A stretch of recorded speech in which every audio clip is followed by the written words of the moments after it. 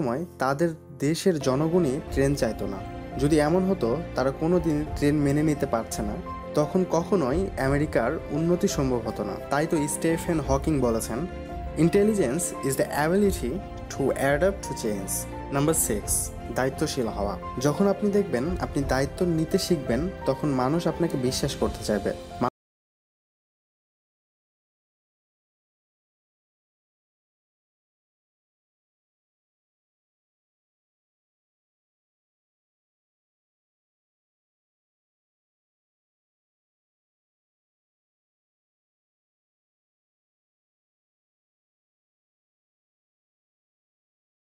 সময় একজন ভালো শ্রোতা হন। সে সবসময় সচেষ্ট থাকেন সামনের মানুষ কি বলে তা শোনার জন্য। যখন আপনি কাউকে তার কাজ বা কথার গুরুত্ব দেন, তখনই মানুষটাও আপনার কাজ বা কথার গুরুত্ব দিতে শুরু করে। নিজের কাঠগড়ায় নিজেকে দাঁড় করানোও কিন্তু এক ধরনের ম্যাচুরিটির লক্ষণ। এবার তাহলে মিলিয়ে বলুন তো আপনি কোন পর্যায়ে পড়েন? অবশ্যই কমেন্টে জানাবেন।